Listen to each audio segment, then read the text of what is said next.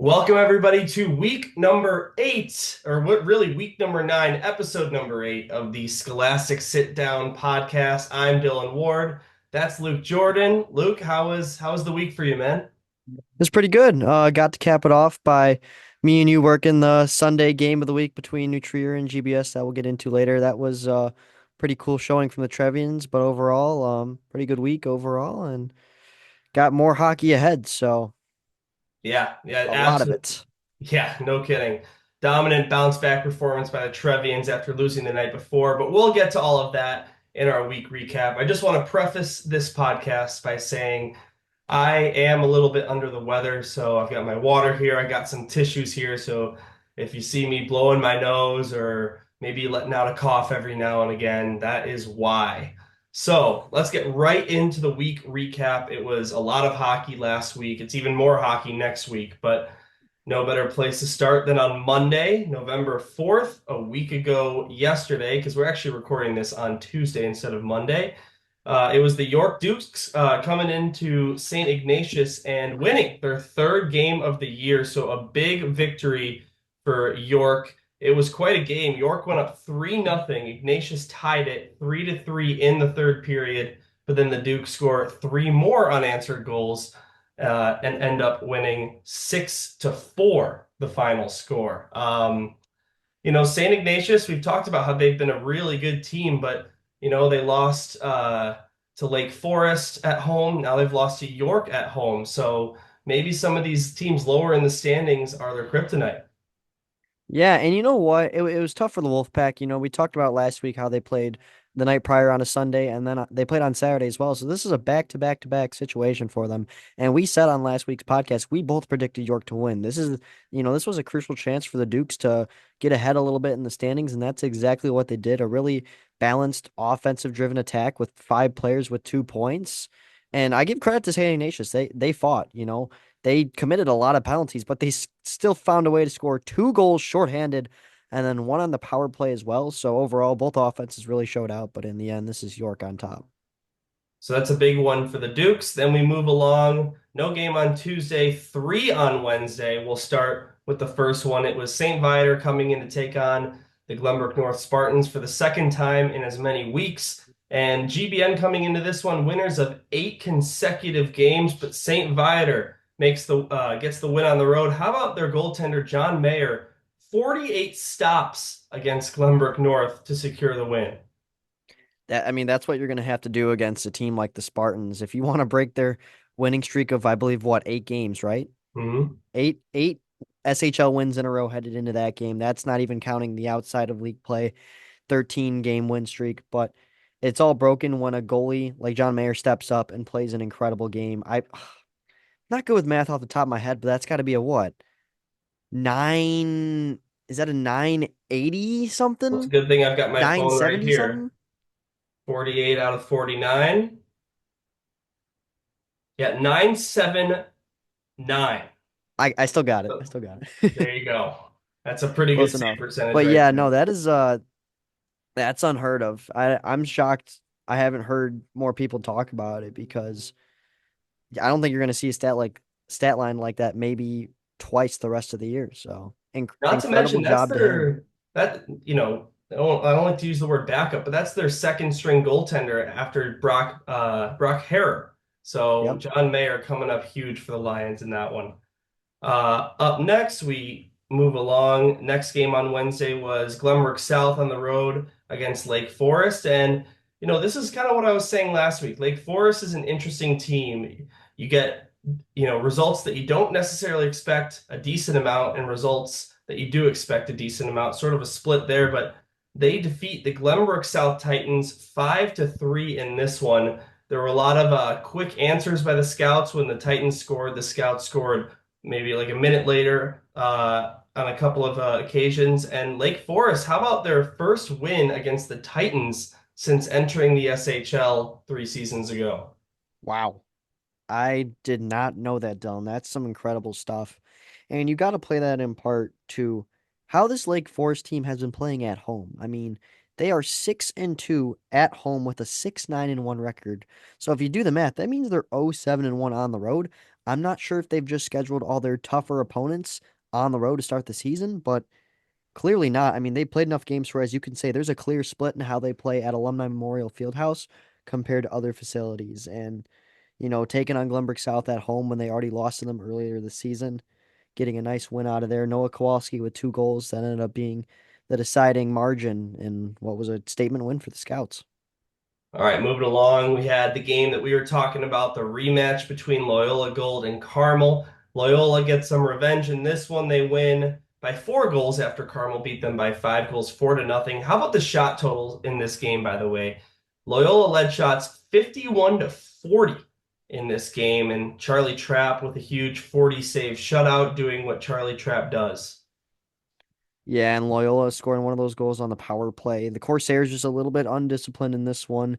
They commit 24 penalty minutes, not something you want to do against a dominant power play unit like Loyola, but even strength, they can dominate, scoring 3 goals in the first period, and from there it was just all Ramblers.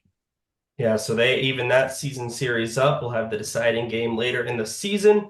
And moving on to Thursday, we just had the one game. It was the Stevenson Patriots at home against the Lake Forest Scouts. The Scouts coming off that big win. We saw another shutout, this time by Stevenson's Austin Morris, 27 saves against the Lake Forest Scouts as the Patriots pick up the 2-0 victory.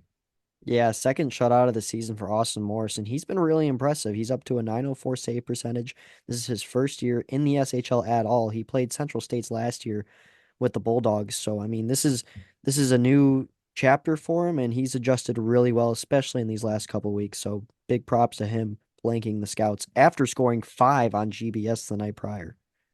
Yeah, that's huge.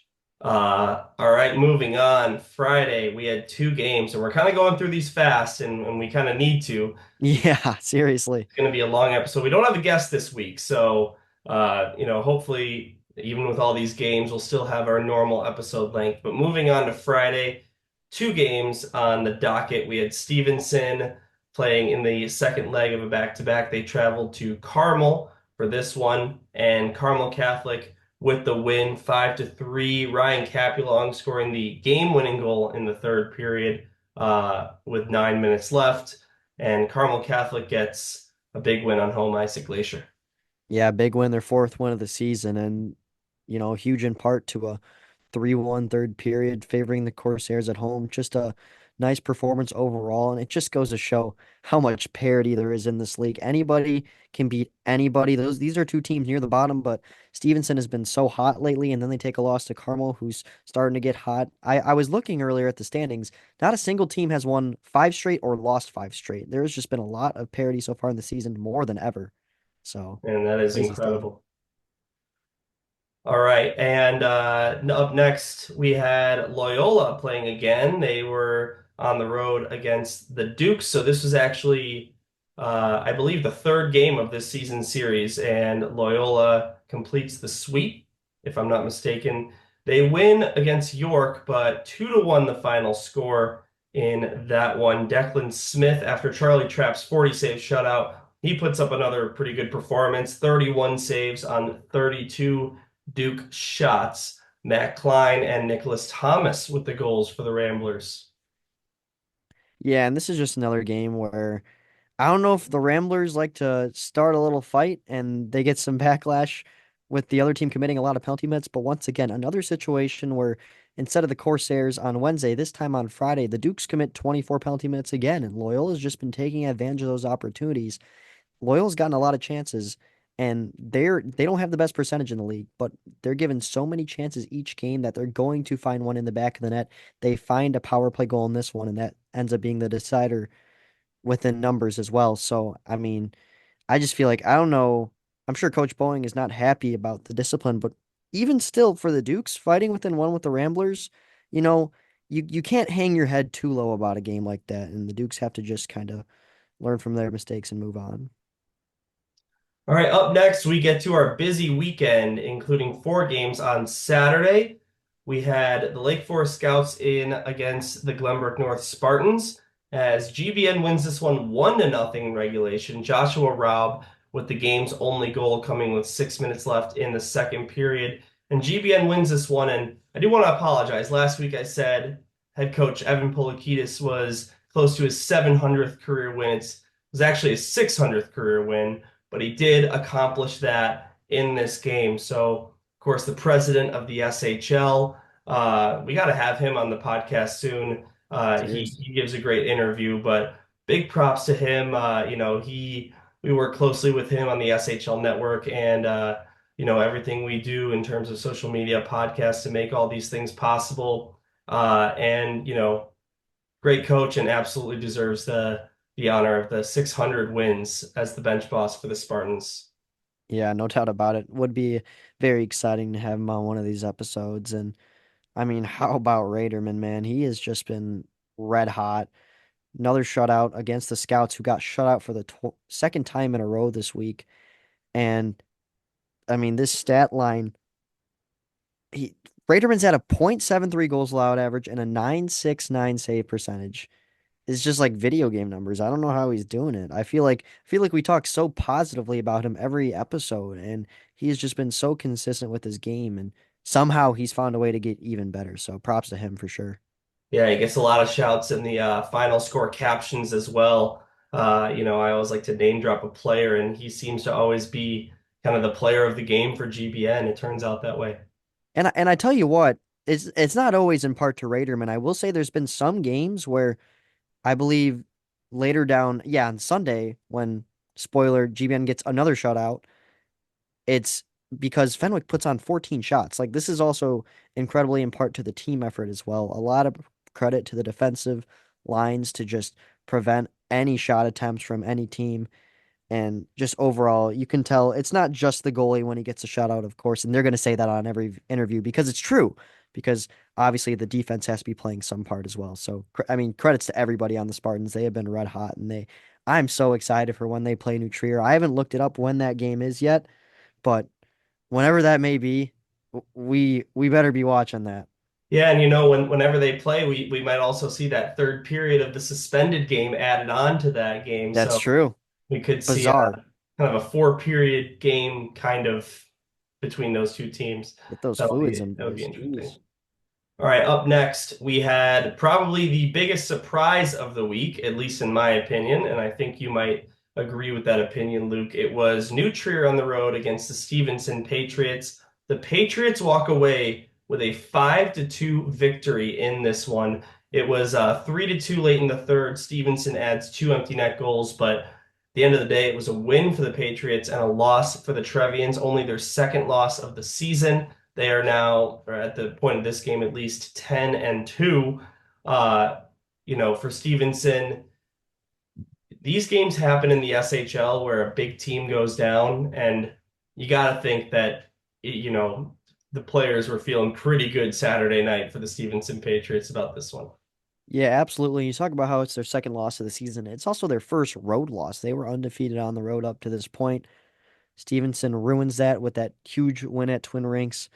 And yeah, we talked to Coach Cherish like on Sunday, and he said, you know what, we were short a couple guys, but it's not an excuse. He knows that's a game that they should have won, but Stevenson really stepped on the gas pedal and just played an incredible game. So, I mean, Stevenson's going to be cherishing that win as one of their favorites of the season for sure. So.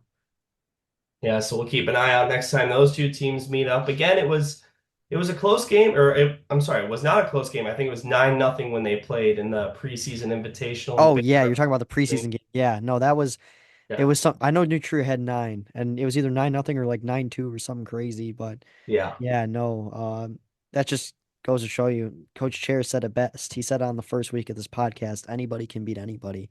So if you don't come in prepared, you're gonna lose. Yeah, that's it. Couldn't be more accurate in this league. Next up, we've got St. Viator at home playing the York Dukes. Of course, the Dukes coming off of that big win earlier in the week on Monday, but they do drop this one 4-2 as Pepe LeBoy the third, one of my favorite names to say on a broadcast in the SHL, by the way, gets the game winner, and St. Viator improves their record to 6-3-1. We're gonna need a SHL all name team. Have you seen those for other sports? Oh, yeah, yeah, Yeah, no, we Pepe LeBoy, definitely. 3-point performance. Brock Hare, solidifies himself in net as well, stopping 23 out of 25. St. Viator at home, a game that you should win at home, and they do exactly that. And the good teams are the teams that can win the games that you absolutely should win. So credits to the Lions for that one. All right, and lastly, on Sunday, we actually did not preview this game, Luke, because there was a glitch and it did not show up on the SHL schedule because it was one of those double Jeopardy CCHL Oh, SHL wow. games. So Sam Schwartz actually had to go back and manually score the game based on what was recorded on the CCHL website. But again, these games, when Fenwick and St. Ignatius play, because both those teams play in both leagues, they count for both leagues, but we're focusing on the SHL. St. Ignatius with a 2-1 win. It was tied 1-1 after the first. And then James Doherty with the game-winning goal with less than 5 minutes to go in the third period. And St. Ignatius gets their eighth win of the season on home ice. Yeah, and Fenwick has struggled with their offense lately. 1.53 goals a game. It's the worst in the SHL. And this is a team that came out red hot. We were talking to Giovanni Senna how there's just a different energy within the team. I just think they're in a little bit of a slump right now, but I think if they can find the scoring routine that they found early on in the season and get back to the pace of the other teams, obviously you have a right to be a little bit worried if you're part of the Friars right now, but you got plenty of time to fix things. So, and obviously that game's so important. St. Ignatius getting a huge 2 points in not only one league, but here and the CCHL. So, All right, and then moving along to Sunday was our big day of 5 games. All teams except for St. Ignatius were in action, but guess what? St. Ignatius was in action in the CCHL. So really, all 11 SHL teams were in action on Sunday, even if they weren't all playing in the SHL. We'll start with that first game. The York Dukes in against Carmel. It was a big week for the Dukes, lots of games. They get the win in this one, tied 1-1 going into the third. But how about 4 unanswered goals scored by the Dukes as they rally in the third period to get the win? Eventually, the final score 5-2. yeah, I mean, big rally from the Dukes. Talk about five unique goal scores, spread out attack. Coach Bowling's going to be really happy about that one. And, for Carmel to end the week in that fashion, it's a little bit of a bummer, but you can't be too disappointed if you're the Corsairs, still grabbing a win out of the week. And they end up 1-2 on the week, while York ends up 1-0, 2-0 this week. So the Duke's starting to catch some fire. How about that? Yeah, any time is the right time to catch fire in this league because you don't know when you're going to find it again. Up next, we've got the Stevenson Patriots on the road against Loyola Gold, and Stevenson was very close to the double upset on back-to-back nights. They beat New Trier the night before. They enter the third period holding a 2-1 lead on the road against Loyola Gold, but the Ramblers score 3 unanswered goals in the third period. Peter Lochnicki with 2, including the game winner, and Loyola are winners in this one, 4-2, the final score. Yeah, just considering the sequence of that game, you could imagine that Loyola having that extra rest day, being able to play on Friday, then Sunday, just makes such a difference in the later goings of the second and then just throughout the third period. And Stevenson, it's not only physically draining when you play a team like New Trier who is on your tail every time they dump the puck in. They are going to forecheck you. They're going to make you play hard. It's mentally draining too, knowing you have to go in and play that matchup. And then turning right around and playing Loyola, who is another powerhouse of a team. I give a lot of credit to them that they almost pulled it off, but I mean the probability of them beating New Trier and Loyola, just considering the statistics in the same weekend, I mean, it's probably at about 4 or 5%, and they were so close to pulling it off. So still a big week for the Pats. So, tip my cap to them. Yeah, a lot to be proud of. There's a lot of times you can walk away from a loss still feeling like you accomplished something. You got to think Stevenson has some confidence moving along in the season. Up next, we had the game of the week. You and I were both there alongside Anthony Pasquale calling the game. Max the Maestro on the replays with Jimmy helping him out. It was New Trier winning 5-0 on the road against GBS.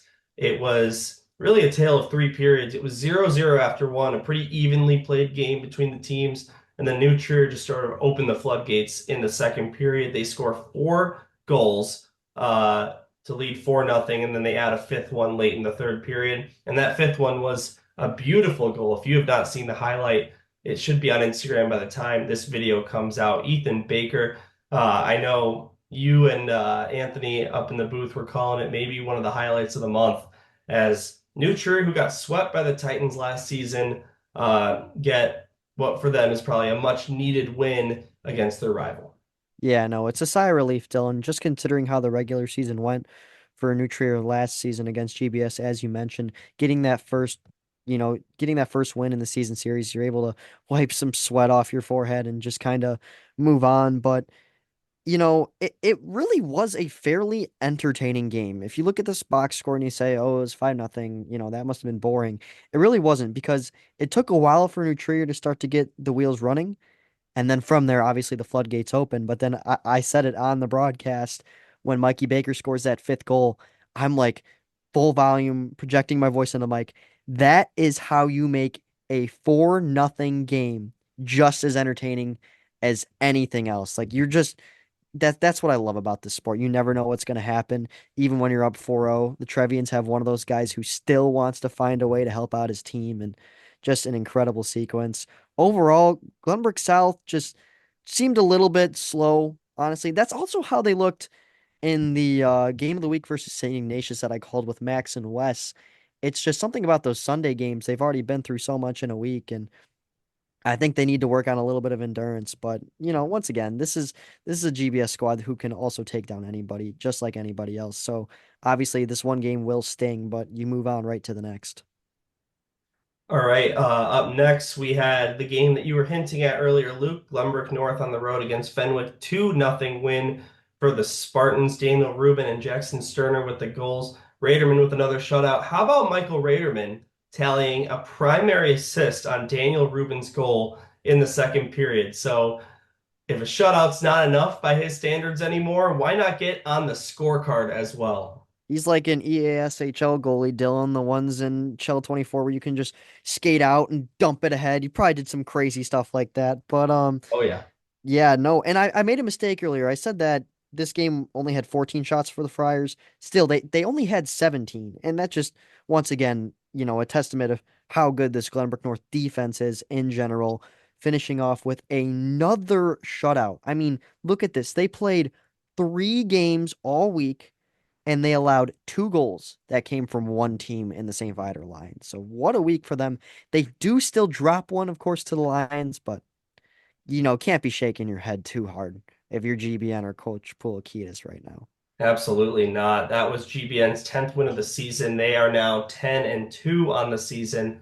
Absolutely rolling here in the first 1/3 of the regular season in the SHL. And finally, we had the Lake Forest Scouts on the road against the St. Viator Lions. The Scouts, who you had mentioned, Luke, had been shut out in 2 consecutive games, set the tone early with a goal in the first minute, but then it was St. Viator with 3 unanswered. That's all she wrote. 3-1 the final score. St. Viator wins. Yeah, and boy, how about the shots on goal totals? St. Viator, nearly 40 shots on Logan Marsh. John Mayer net again. He's been getting a lot more time for the Lions. He stops 15 out of 16 in this one. And just another game for Lake Forest this week where they've struggled to find the offense. We talk about teams that have played great offensively this week and not so great offensively. Unfortunately, Lake Forest, their last 3 games, they only score 1 goal. But that one game against GBS, they score 5. And once again, look at the 3 games where they scored 1 goal. Those were on the road.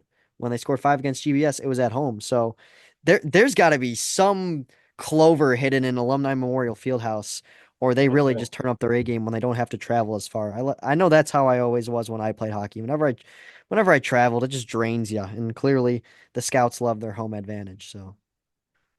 All right, that'll do it for our week recap. Up next, we'll have our weekly segment led by Luke, our outside of the SHL look. Luke, why don't you take the floor? Alrighty, well, first we'll start in the IHSHL North Central Division as we always do. It is still the BGHW Stampede at the top of the standings, 10-1-0. That lone loss only came from Prep, where they lost 4-1. Of course, that's a rivalry game that we saw on the rivalry series last year. But let's talk about the rivalry series this year. Deerfield took care of the Highland Park Giants on Friday. Max, Anthony, and I believe Wes were on that call, and Deerfield just routs Highland Park in a 7-2 victory where Deerfield, although outshot, thanks to an impressive goaltending performance from Alex Richter, he stops 31 out of 33. Deerfield moves to 8-1-1 on the season. They're near the top of the leaderboard at number 3. Chicago North, who we have a special announcement about later, is at number 2. Notre Dame at number 4. New Trier Blue at number 5. Prep at 6, so on. And then in the CCHL, it is still the Bennett Red Wings at the top. They are 7-0-0, just like last week. They have not played a game in a week's span, still outscoring opponents 44-10. St. Ignatius is at number 2 with a 5-1 record. Fenwick at number 3 with a 5-1 record. Providence Catholic at number 4. Brother Rice at number 5. And Notre Dame, who also plays in the North Central, of course, at number 6. And then in the largest league we cover, 16 teams in the IHSHL West. And as we've said every week, it is still Plainfield and Glenbard at the top. They are tied. Both teams are, they have 27 points. Plainfield is 9-1. Glenbard is 9-2. So the Predators do have that one game advantage on Glenbard. And then beyond there, you're looking at Maine at number 3 with a 9-3 record. So they're right within clawing distance. Neuqua Valley at 4, defending state champions, the Warriors, who got a new rebrand at number 5, and so on. Of course, if you always are interested into deeper statistics about the league, of course, I don't want to relay them for the next 10 minutes, but you can always look them up on the websites, the Chicago Catholic Hockey League, IHSHL West, IHSHL North Central. Search those things up, they'll always pop up. Always really interesting leagues to follow, just like the SHL, just a lot of parity, and they get some coverage as well. So it'll be exciting to see them fare off in some matchups on, as we'll announce later, a big deal, but also the rivalry series as well. So that's all I got for the outside the SHL portion. All right, cool. We will now take a look at next week in the SHL. All right, so looking at next week, if you thought last week was a busy one in the SHL, this week is no different. Well, actually, it's a little different in terms of it's more busy than last week. We're You're gonna telling me start. there's more than 16 games? I think so. I think there are, let's see. Well, I guess maybe not. So there's 15 games, but Still, that's pretty crazy. the busyness is the weekend, which we will get to that. But we're going to start off with Wednesday. There's two games. First, 6:30 p.m. It's the Fenwick Friars on the road against the Carmel Corsairs. Last time these two teams met, Carmel with a 4-2 victory. Fenwick looking to even that season series up. Yeah, and it was the game of the week last time, and it's for a reason. These two teams play each other very well. It's going to be exciting to see if Fenwick can get back into their stride. We mentioned how they have the worst offense in the SHL right now. That's, of course, always subject to change. All you need is one game to get the ball rolling, and they're looking to do that against a defense that they definitely can do that against in the Carmel Corsairs. And then also on Wednesday, 8 o'clock p.m., it's Loyola Gold in against the Lake Forest Scouts. And talk about Lake Forest Scouts kind of being a toss-up team most of the time. Well, guess what, Luke? They're on home ice for this one against Loyola Gold. So we will see if that pattern of success at Alumni Memorial Fieldhouse continues. Yeah, no, the Scouts probably licking their chops at this one, knowing that they get the Ramblers at home for this one. You know, and they didn't win last time, but they were on the road. They lost 2-4 against the Ramblers. They fought with Loyola pretty well. Now you got home ice where you've been great on it all year. I mean, I would not be shocked. You're talking about an 8 o'clock game on the road for Loyola. I just would not be shocked if the Scouts come away with another one at home.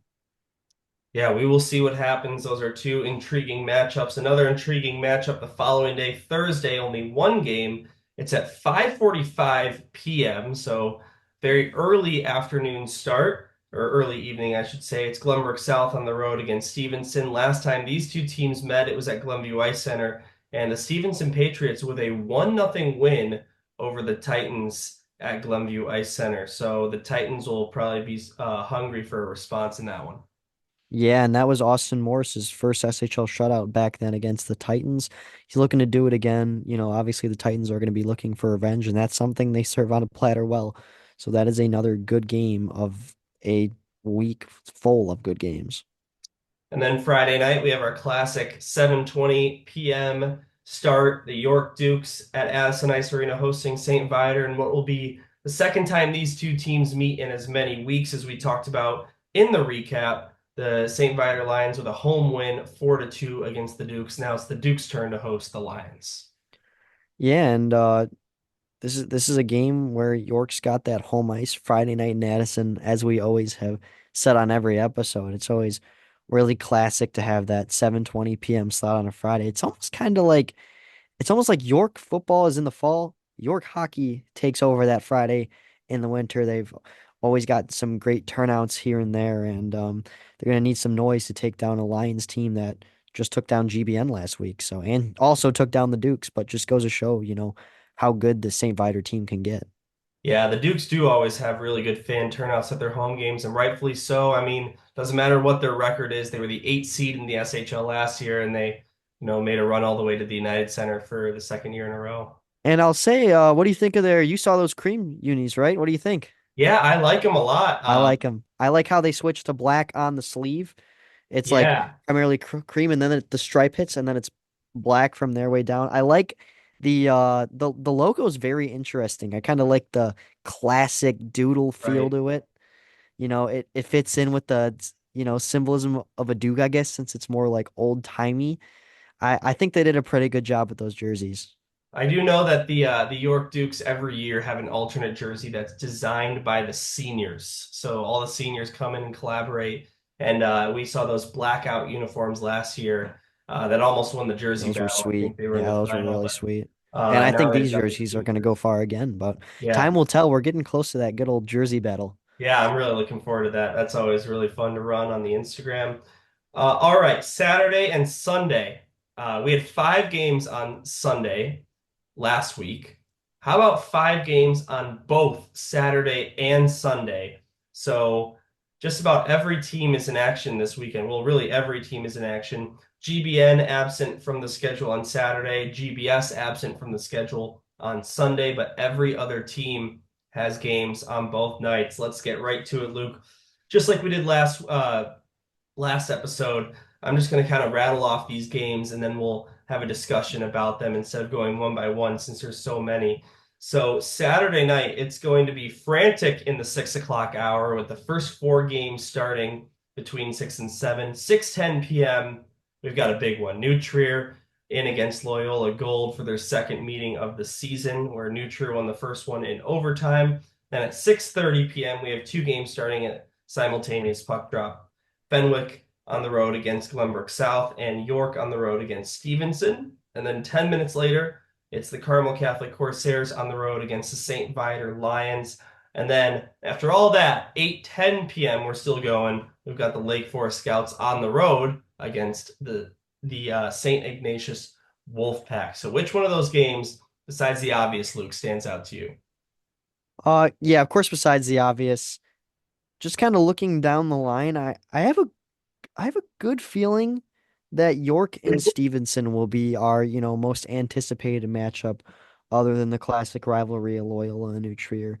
I think both of these teams have started to really find their offense lately, and they also have two goalies in Jack Brown and Austin Morris who are going to butt heads. So overall, it's a pretty even matchup of two teams that are finding the right side of hockey right now.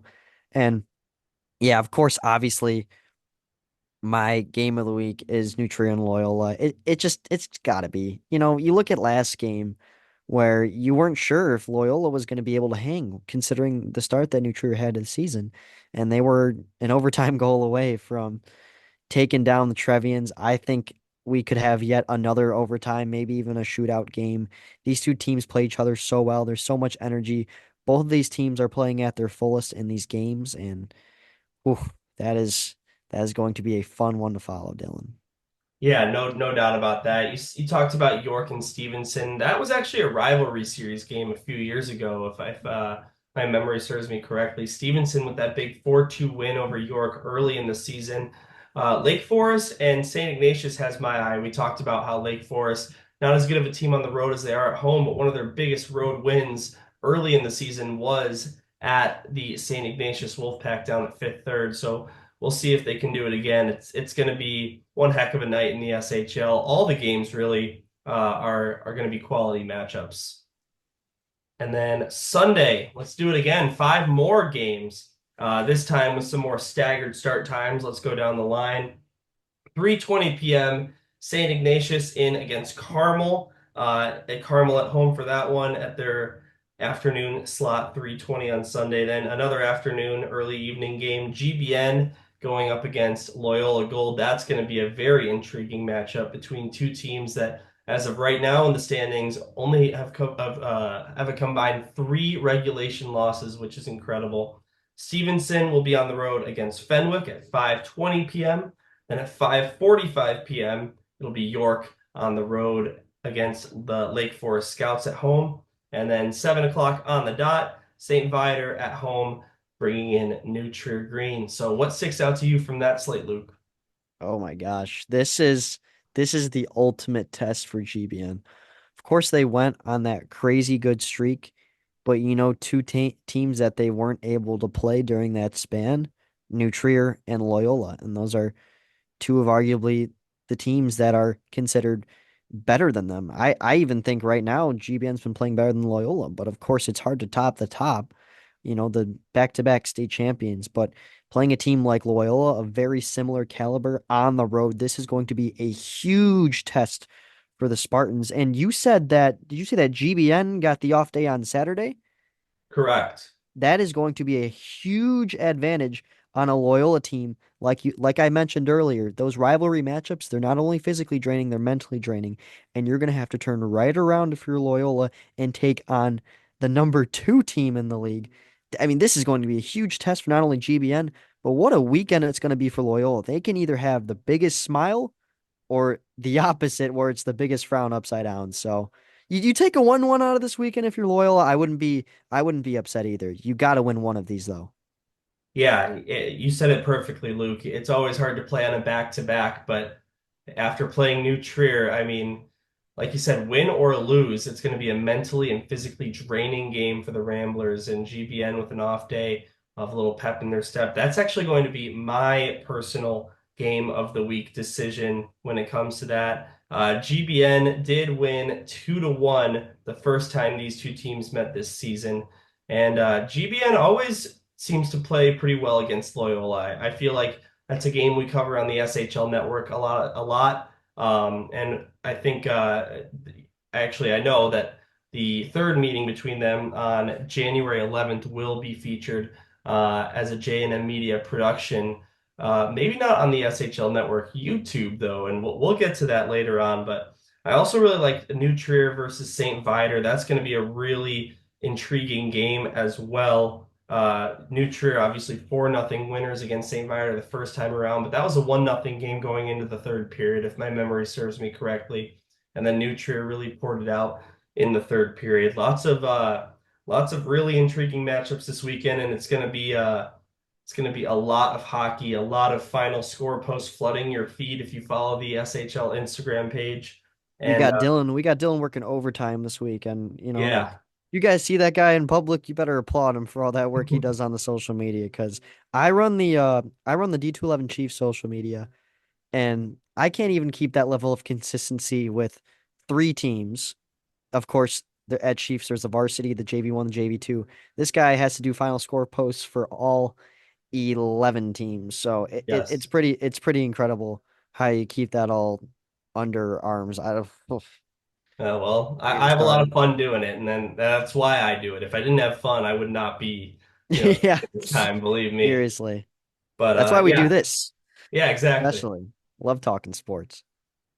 All right, so that does it for another busy week in the SHL. November and December, always a busy time in the league. And now we're going to move into our special announcement. You guys are going to be the first to hear it right here on this podcast before it goes live on any other platforms.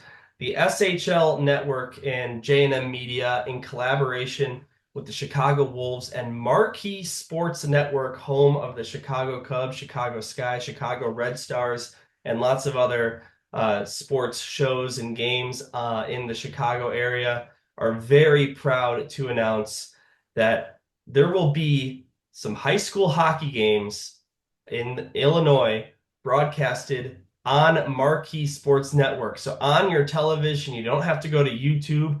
You just go to the same channel you go to watch the Cubs. It's pretty unbelievable that this was able to get done. Big credit to Max Anderson for leading the charge and making this happen. But there's going to be a total of, let's see here, 7 high school hockey games, including 2 All-Star games that will be shown live on Marquee Sports Network. So before we get into the lineup of games, Luke, how huge is this for the continuing growth of not only the SHL but Illinois hockey? Wow. I mean, it is sincerely huge. I mean, off the top of my head, I think the only state that does this type of stuff on cable television is Minnesota, of course, because Minnesota high school hockey has the crown when it comes to all that stuff. But I mean, it really just goes to pair with the talent that there is in this state. This is one of the better hockey states, and it's crazy to think because you think that the only good Midwest state when it comes to this type of stuff is Minnesota. But obviously, there's a lot of great East Coast high school hockey. But here in Illinois, it has just been on such a rise, not only talent-wise, but also when it comes to this type of stuff, the growth, the marketing, and just getting to not only just for the teams themselves to be playing an all-state arena is cool. Don't get me wrong, but knowing that you're going to be on cable TV, that almost brings you a little bit of chills knowing that you can say that you've been on the same channel as the Chicago Cubs. What if Dansby Swanson turns on his TV out of nowhere and just Yeah. sees you playing hockey? It's just really cool to think about, and I think this is a huge step in the right direction. That's all we've been doing the last, decade or so is making steps in the right direction. We don't go backwards when it comes to this type of production value and stuff. And this is a huge deal. So even if you're kind of confused with everything that's going on, you'll eventually see more about it. But to put it in short, this is this is like this is like Armstrong land on the moon, one giant leap for the mankind of high school hockey. This is a big deal. So I'm really excited to be a part of that first broadcast that we'll get into later. So Yeah, Luke, you said it perfectly. Because the thing is, when a game is on SHL Network, it gets a lot of views, it gets a lot of attention. But the reason it does is because people know that it's on SHL Network, so they go to SHL Network. SHL Network is not a television channel that you can flip through and, just find a game. I mean, there's shows on Marquee Network when there's not games all the time. There's people that just tune in to see what's on that channel, like thousands of people. Like including myself. yeah, you're going to be flipping through the channels on some of these days and see, some of these SHL, other leagues matchups. It's going to be really special. So, without further ado, we're going to tell you the 7 games that will be on the channel. And real quick, Dylan, I just want to say, I want to thank Marquee because this is something that not a lot of, channels will do is, spotlight the local community, something that Marquee's been doing all season. They literally projected student produced football games on the channel the last couple weeks. I was randomly flipping through and I saw that Sam Schwartz was producing a marquee game. It was GBN versus Deerfield High School football, and it's got student announcers, it's got student camera operators. This is a huge spotlight for not only young athletes, but also, young people in media, including me and you, and all artifacts of a broadcast. So, just Marquee highlighting that. It's really cool stuff, and I never thought I'd see the day, but credit to Marquee. And Luke, that's a really good point you bring up. Just because these games are on marquee doesn't mean that, these professional broadcasters are going to be brought in, professional, producers and directors. You're It's telling going me we to aren't be professional, Dylan? No, well, you know what I mean. You know what I mean. But I do, it's I do, gonna I do. be Jimmy the Wiz, queuing up replays. It's gonna be Max Anderson, myself, you, Luke, some of the other personnel we have on the SHL network. It's going to be an SHL network style broadcast. The only difference is you're going to be watching it on Marquee instead of YouTube. So, without further ado, even though there was some ado just then, we will now get Sorry about into that. no worries. We will now get into the announcement of our games. And our first game on Marquee Network is actually going to be this Saturday. How about this? New Trier Blue versus Chicago North at 12:30 p.m. at Allstate Arena, playing in a regular season game in their league. And that's going to be prior to a Chicago Wolves game as well. So if you have a ticket to the Wolves game, you get into both. It's going to be a great way to kick off the J&M Media and Marquee collaboration, 12:30 p.m. on Saturday. Yeah, no, it's gonna be really cool to debut it, and you might say, "Oh, Nutria Blue, why not Nutria Green?" These are two teams that both play in the IHSHL North Central, one of the divisions that are outside the SHL portion is about, and I think it's gonna be really cool because this goes to show you how deep New Trier runs. I mean, you look at a goalie like Mark Pauly, who's tied for the SHL lead in shutouts this year. Last year, he was dominating with New Trier Blue. Like, you're looking at the future of Green. And not only that, but you're looking at the state runner-ups who are on the other side of the ice in Chicago North. So it's going to be a really fun matchup. I'll be sideline reporting that one. It's going to be just beyond chills to even just be on the benches of Allstate Arena by itself. So that's going to be a really fun Saturday for sure. And Luke, you on sideline, that means that not only is your voice going to be on marquee, but your mug is as well during your interviews pre and post game before the third period. That's going to be a really cool thing to, know that your face is on marquee. It's going to be really cool. I'm Dylan, looking I tell you what, forward. I already have it recorded on my cable TV to show my Nice. parents after. So That's yeah, excellent. obviously really cool for me. You can call it my TV debut, and I'm making sure we get the haircut and everything the day before to make sure there's no Absolutely. flaws. So All right, next up, we've got on November 27th, Thanksgiving Eve. It is the North-South game, Glenbrook South versus Glenbrook North, the classic rivalry game that's been going on for years. The SHL network has been part of that game year in and year out, and now they will be part of it again on a much bigger scale on Marquee Sports Network. And they couldn't have picked a better game to have on their channel than this one with, uh, north of 1,000 people in the stands watching in person. And now, fans all across the Chicagoland area are going to get a taste of what this tradition means. yeah, and this is the last game that I'm gonna take a super deep dive into, but this is a game that you have to have on your platform if you're doing this. It spotlights everything. It spotlights some of the best teams in the SHL, the best teams in the state, some of the best fans in the state. This game itself is going to symbolize how awesome high school hockey is.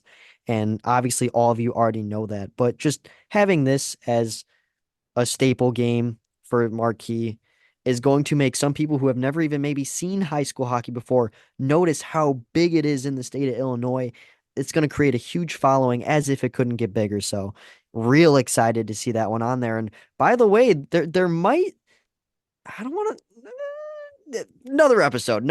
We're gonna keep you guys on the hook. But there might be something with the Scholastic sit down and the North South game, maybe on the site, but we don't know. So Yeah, I can't say yeah. I too didn't know where much. you were going with that, but as soon as you said that, Luke, I know exactly what you're talking about. But we will hold on to that. We'll keep it close and we'll get to you. Don't worry. You'll all hear about it very soon. All right, up next, we've got on December 21st. This will actually be the final regular season SHL game of the 2024 calendar year. It's St. Ignatius versus St. Viator down at Allstate Arena, another Chicago Wolves series in collaboration with Marquee. And this great Catholic rivalry will be showcased on cable television as well. Yeah, Battle of the Saints should be an exciting one. 4 days before Christmas, you're gonna have a lot of college students back. Something to note, I think you could actually get, a lot of people in All-State Arena. I'm not saying we're gonna fill the place, but I'm saying you could definitely get a decent attendance from a lot of people who are eager to see what should be a good hockey game. So All right, up next, we've got our next two, which are two All-Star games. So first on December the 28th, it's going to be the Metro Girls League All-Star game. That's also going to be at Allstate Arena. That one is a 12:30 p.m. start. Again, prior to a Wolves game, and I think this is the second edition of the Metro Girls All-Star game. You've seen all these leagues start to adopt this all-star game in high school hockey. you see in other sports, basketball, football, what have you, these all-state games at the end of the year, but high school hockey really the first Illinois high school sport to debut a true all-star game mid-season during a break. And it gives those teams a chance to show their best skills. And the girls hockey, it doesn't get a lot of attention, but it is really entertaining hockey. We've covered some of their state playoff runs over the last few years, and as well as some rivalry series games.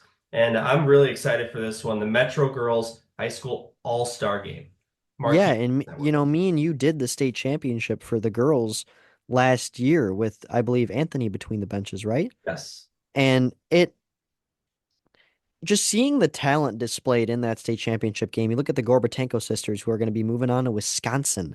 Like, here's the thing about high school boys hockey is you don't get as much of a pipeline as players going into college because they will typically eventually make the jump to AAA. But with these girls teams, you have a lot of double rosters. You have a lot of people playing AAA and high school. So you're getting those talents like Ella Pukala, who I got to train with last summer. She's going to play at the University of Minnesota Duluth.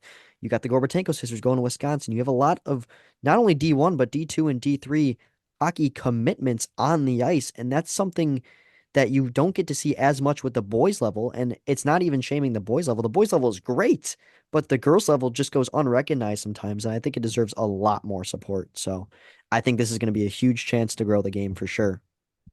And up next, we've got the boys' version of the All-Star Game that'll take place on the second day of 2025, January 2nd. It's going to be the SHL versus the CCHL All-Star Game. That one also at Allstate Arena as well. 12:30 p.m. puck drop right before Chicago Wolves game. And this will be the third annual edition of this game. It was a SHL blowout the first year. Last year was a little bit closer. SHL won by a final score of 6-3, but if you remember, it was 3-3 heading into the third period. All St. Ignatius and Fenwick players will play on the CCHL All-Star team to kind of try to even out the two teams a little bit. And I think we're in for another pretty exciting game. That one on Marquee Sports Network. Absolutely. You talk about not only St. Ignatius and Fenwick on the CCHL squads. Look at Bennett. And, Bennett even beat St. Ignatius a couple of days ago. I'm not saying that Bennett is a better team than St. Ignatius, but from the one game, they can obviously be them or beat them. And you look at some great individual talents on Bennett. One of them I want to spotlight is Hudson Scheel. He is killing the CCHL leaderboards. He's been incredible on not only passing, but shooting. There's a couple of great individual talents, not only out of Bennett, but out of Notre Dame as well. There are going to be some studs who are going to step up at the CCHL level. And if you're the SHL and you're watching this video, if you know you're going to be an SHL All-Star, don't let your guard down because I think it might be even tighter than last year. All right, and then the final two games that will be on Marquee Sports Network, both SHL regular season games. They've already been announced as SHL Game of the Weeks that we were planning on broadcasting anyway, but now they will be on Marquee. Both of these games, not Wolves Series games, so these are at the home rinks of the home team, obviously. First off, it will be on January the 8th, 2025, 8 p.m. Lake Forest versus Stevenson. That one at Alumni Memorial Fieldhouse. Yeah, and this, you know, I like how we're going to be doing games at the facilities and rinks, that these people play at. I think you're going to get good home crowds when they know they have a chance to be featured on TV, and Lake Forest should be doing a good job of doing just that. So, and then after that, boy, we talked about this matchup this week. That is going to be a fun one to see on Marquee as well. Yeah, we hinted at a little bit earlier on this episode, January the 11th at 7 p.m. Loyola Gold versus Glenbrook North. It'll be their third meeting of the season to wrap up their season series live on Marquee. Yep. I mean, as I mentioned just a couple seconds prior, this is Yeah.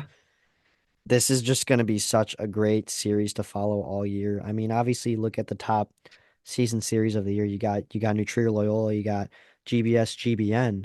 And from there, it can really go anywhere. And I think Loyola GBN is going to be one of those series that's going to keep you on the edge of your seat until the end of a game. And one team is not going to blow out the other. It is going to be a nail biter every game. All right, well, there you have it. 7 high school hockey games will be shown live on Marquee Sports Network. Very excited to be part of this, as I know you are too, Luke, and everyone else involved, Max Anderson, Jimmy Olsen, and all of the other broadcasters that are a part of this SHL Network J&M Media production. We are very, very excited to get this going on Saturday night. All right, so to close out the show, we are going to do our usual question of the week and trivia question. Question of the week, feel free to leave your answers in the comments below. We'd love to shout some of you guys out, but you got to answer the question in order to get a shout out. So this week's question is, what is the best non-traditional rivalry in the SHL? So of course, you've got your New True Loyola, you've got your GBS GBN, you've got your St. Viator Stevenson. What is kind of the rivalry that makes you really intrigued that not a lot of people talk about? And I'm going to start by asking you this question, Luke.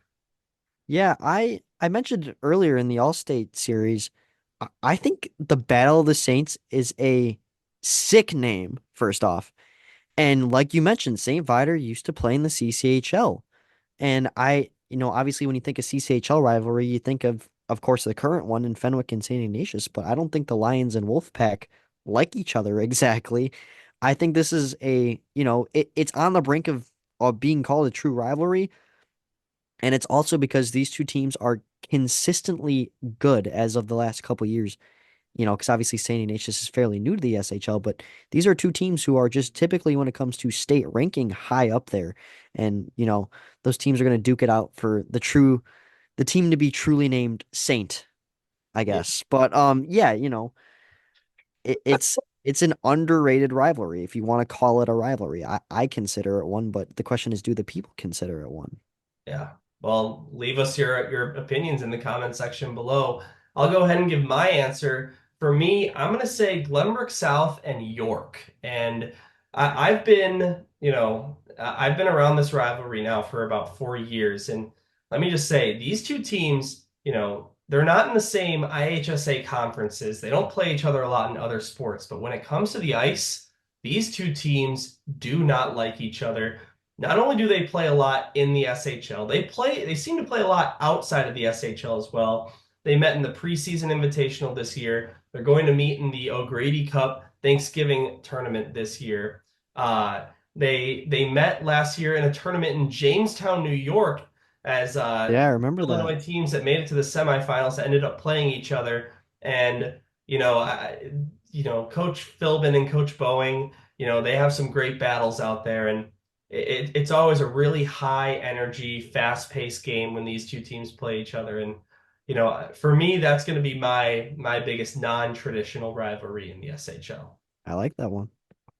All right, we're gonna wrap this up with our trivia question, and this one is going to be one that you might be able to guess, but it might not be too easy because I'll give you a hint. Well, first I should give you the question.